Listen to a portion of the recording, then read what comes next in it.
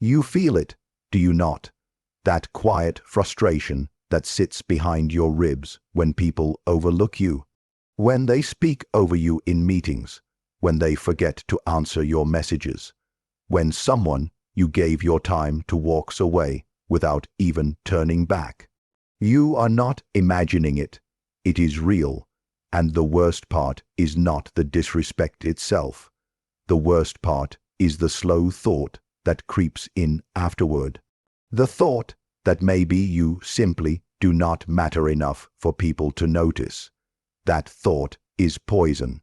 But tonight you are here, watching at an hour when most people are asleep, which means something inside you has already refused to accept the role you were given. Good, because within the next few minutes you are going to see the game, not the polite version people pretend exists. The real one, the language of power, and once you see it, you cannot unsee it. Most people move through life like tourists in a country whose language they do not understand. They hear sounds, they see reactions, but they do not know what anything means. Power is a language. Some people speak it. Most people never learn it. Tonight you start learning, and here is the first truth you must accept. People do not chase what is available.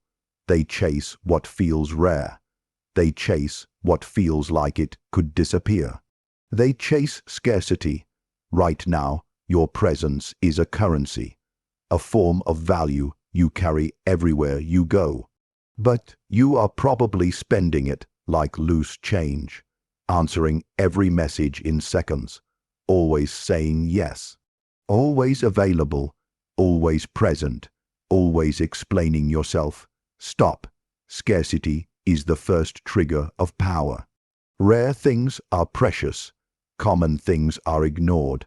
This is not philosophy. This is economics. Gold is valuable because it is rare. Air is free because it is everywhere. Which one are you acting like? Listen carefully now. Silence is not weakness. Silence is a weapon, and the throne of silence is more powerful than 1,000 desperate explanations. When you speak less, people lean forward. When you answer slower, people watch their phone. When you disappear briefly, people begin to wonder. Where did they go? What are they doing? Why did they stop replying? And that small question is the beginning of obsession. Niccolò Machiavelli wrote words that still cut through centuries like a blade. It is better to be feared than loved, if you cannot be both. Most people misunderstand that sentence. They imagine cruelty. They imagine intimidation. But the deeper meaning is simpler. Value creates fear of loss. Scarcity creates value. Think about someone who once pulled away from you.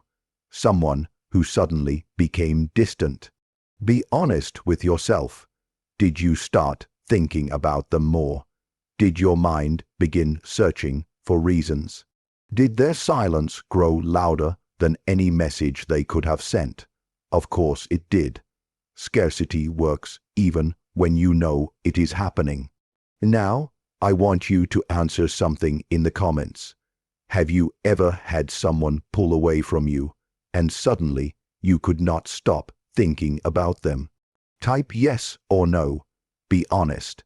Because when you admit that moment, you admit the first rule of the game. Now, here is the part that separates those who understand power from those who only wish they did. Scarcity alone is not enough. You also need unpredictability. Predictable people are easy to understand. Easy to understand means easy to ignore. Every day they act the same. Every message sounds the same. Every reaction is the same. People learn the pattern. And once the pattern is known, curiosity dies. Unpredictability keeps curiosity alive. This does not mean chaos. Chaos is weakness. Strategic unpredictability is power. Respond warmly one day. Respond professionally the next. Be enthusiastic in one setting. Be calm and distant in another. Not fake, not dramatic, just slightly different. Enough that people cannot lock you into a box. Because when people cannot fully predict you, their mind keeps running simulations. What will they do next? How will they react? What do they really think? And the mind hates unanswered puzzles.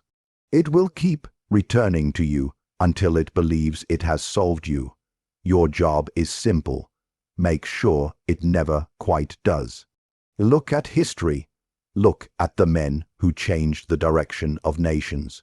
Julius Caesar did not move like an open book. He moved like a storm that could change direction without warning. And the Roman Senate feared him not only because of his army. They feared him because they could not fully predict him. Unpredictability makes people pay attention. And attention is the gateway to influence.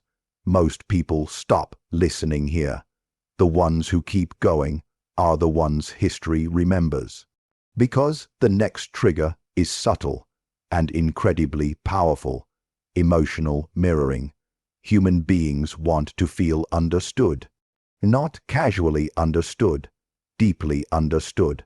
When someone speaks to you, do not just listen to the words. Listen to the weight behind them, the emotion, the rhythm, the vocabulary, then reflect it back. If they speak slowly, slow down. If they are passionate, allow your tone to rise slightly. If they describe a struggle, acknowledge the exact feeling they are expressing. Not as a parrot, as a mirror. But here is the important part. You must reflect them slightly better than they reflect themselves. Like a mirror that makes them look stronger, clearer, more capable. When people feel seen in this way, something powerful happens. Their brain associates that feeling with you, and people chase what makes them feel understood. Every single time. Marcus Aurelius once wrote words that still guide leaders 2,000 years later. You have power over your mind, not outside events. Most people read that as comfort. But it is also strategy. If you master your mind, you master your reactions. And if you master your reactions, you control the emotional rhythm of every conversation you enter. That is influence. But the game flips completely with the fourth trigger. Strategic validation, withdrawal. You have probably been too generous with praise, too quick to compliment, too eager to make others feel good. You believed kindness would create value. Sometimes it does. But constant validation destroys power. Because when praise is everywhere, praise means nothing. Think about elite coaches, the ones who train world champions. Do they celebrate every movement? Do they clap for every attempt?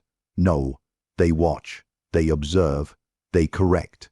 And when they finally nod in approval, athletes feel like they just conquered the world. Because that approval was rare. And rarity creates impact. Imagine becoming that presence in people's lives, not cold, not cruel, simply selective. When you give praise, make it precise, specific, earned. One sentence from you should feel heavier than 10 compliments from someone else. Because when approval becomes rare, people begin to seek it. And seeking approval means giving you power. I want your honesty again. Are you the silent power in your circle, or the pawn constantly trying to please everyone? Write one word in the comments. Power or pawn. Do not lie. This moment is for you. Now we reach the fifth trigger. And this one is forged in pain. Every person watching this has been underestimated, ignored, rejected, mocked, or quietly dismissed. Most people carry those memories like heavy stones, but the few who become unstoppable do something different. They turn those stones into weapons. Your past rejection is not baggage. It is ammunition. When you survive disrespect and come back sharper, people feel it even if you never mention it. There is a quiet intensity in someone who has been through fire and refused to stay burned. That intensity is magnetic. Because strength attracts, not loud strength, quiet strength. Marcus Aurelius understood this deeply. He wrote his thoughts while leading armies and ruling an empire. And he wrote this: "The impediment to action advances action. What stands in the way becomes the way. Pain becomes fuel. Obstacles become training. Disrespect becomes discipline. The ignored become unstoppable." Remember that phrase. The ignored become unstoppable. Now here is the part that most people never master. Trigger number 6. Being genuinely hard to impress. Think about the people you chased in your life. Were they amazed by everything you did? Did they celebrate every small achievement? Or did they react calmly, with a slow nod, a small smile, a measured response? Exactly, because they had gravity. Gravity does not chase objects, it pulls them. When someone tries to impress you, receive it respectfully, but do not explode with excitement. Pause. Observe, respond slowly. That calm reaction signals something powerful. Standards, and people instinctively try harder around those who have standards. Look at how elite executives behave in meetings. They do not talk the most. They do not react the fastest. They listen, they pause, then they ask one sharp question. Suddenly, the entire room shifts.